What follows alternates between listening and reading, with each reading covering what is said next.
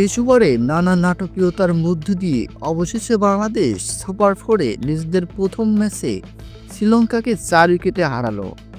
সত্যি অসাধারণ ব্যাটিং করছেন সাইফ হাসান এবং তাওহিদ হৃদয়।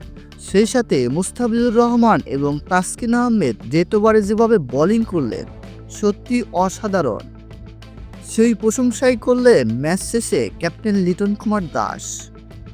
বাংলাদেশ শ্রীলঙ্কার ম্যাচে দুবাই আন্তর্জাতিক ক্রিকেট স্টেডিয়ামে গ্যালারিতে একটু পরপরই চোখে পড়ছিল বাংলাদেশের পতাকা। সেই সাথে আনন্দ আর বাঁধভাঙা উল্লাসে গ্যালারি হয়ে উঠল আরও রঙিন। সুপার ফোরে নিজেদের প্রথম ম্যাচে শ্রীলঙ্কাকে ৪ উইকেটে হারিয়ে দিয়েছে লিটন দাসের দল। বাংলাদেশ জিতেছে বলে হয়তো ভুলে গিয়েছে শরীফুল ইসলামের সেই মার খাওয়া কিংবা ফসকে দেওয়া ক্যাচের হতাশার কথা। আবারও আলো ছড়ালেন মুস্তাফিজুর রহমান।